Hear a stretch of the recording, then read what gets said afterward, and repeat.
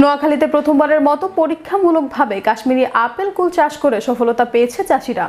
কম খরচে অধিক ফলন ও লাভের মুখ দেখে আরো অনেক কৃষক আগ্রহী হয়েছেন কুল চাষে।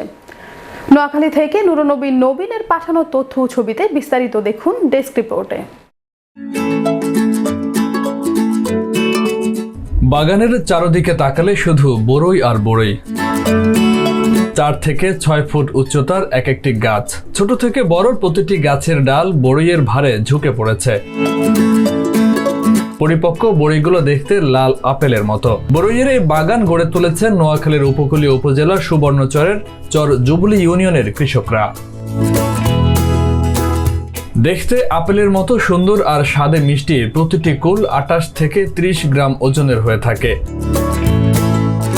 কম খরচে বেশি লাভ ও উৎপাদন ভালো দেখে কুল চাষে উদ্বুদ্ধ হচ্ছেন অন্য কৃষকরাও। সুবর্ণচরের মাটি ও আবহাওয়া কুল চাষের উপযোগী।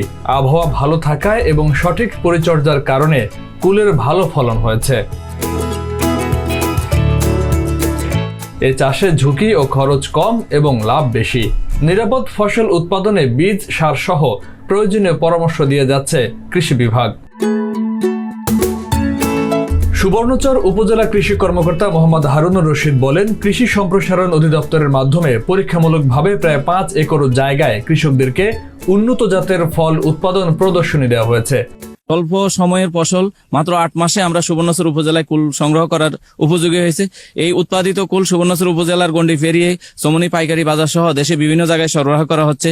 আমরা আশা করি কৃষকরা এবছর এই কুল আবাদ করে যথেষ্ট স্বল্প সময়ে যথেষ্ট পরিমাণে লাভবান হচ্ছেন এবং আমাদের এই কৃষকদের দেখা দেখি সুবর্ণচর উপজেলার বিত্তবানরা যাদের সামর্থ্য আছে তারা যদি এগিয়ে আসে এবং কুল আবাদ করে তাহলে কৃষকরা অনেক বেশি লাভবান হবে।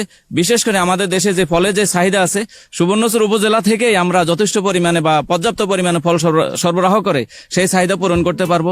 সাফল্য দেখে বড়ই চাষের উদ্যোক্তা বাড়ছে এবং আগামীতে বড়ই বাগানের সংখ্যা আরো কয়েক গুণ বেড়ে যাবে। সেই সাথে স্থানীয়দের চাহিদা মিটিয়ে অন্যান্য জেলায় বড়ই সরবরাহ করা সম্ভব হবে বলেও মনে করেন এই কর্মকর্তা। তাতে যে বলসুন্দরী আর একটা হচ্ছে কাশ্মীরি, দুই জাতের খুব বড় কুল। আমার জন্য 50-60 হাজার টাকা খরচ হয়েছে এবং আমি 1 লাখের উপরে বিক্রি হবে। বর্তমানে আমি 80 হাজার টাকা বেশি গেলেছি। এখানে বলসুন্দরী 23-24 টাকা কেজি হয় আর কাশ্মীর 30-35 টাকা কেজি হয়। আমাদের স্থানীয় বাজার হারিজ চৌধুরী বাজারে বিক্রি করি, সরবরা খাসের বাজারে বিক্রি করি। এখানে 70-80 টাকা বিক্রি করতেছি। আলহামদুলিল্লাহ ভালো হয়েছে ফসল।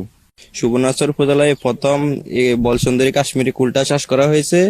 তাদের ফলন আলহামদুলিল্লাহ ভালো হয়েছে এবং ফলগুলো অনেক সুস্বাদু এবং মিষ্টি আকারে অনেক বড়। দেখে অনেকে আসে এখানে দেখার জন্য এবং কেনার জন্য। আগে আমরা এই জমিতে খিরা করতাম, খিরাতে লাভ হতো না। এখন আমরা বড়ি করতেছি, বড়িতে লাভ হইতেছে, ভালো ব্যবসা হইতেছে। সুবর্ণচরের আবহাওয়া এবং মাটি কুল চাষের জন্য আলহামদুলিল্লাহ ভালো আছে।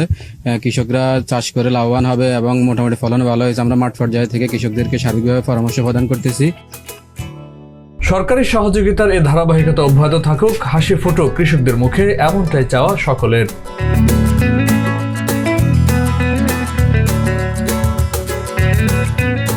ফয়সাল মাহমুদ, বিশ্ব বাংলা 24, ন্যাশনাল ডেস্ক।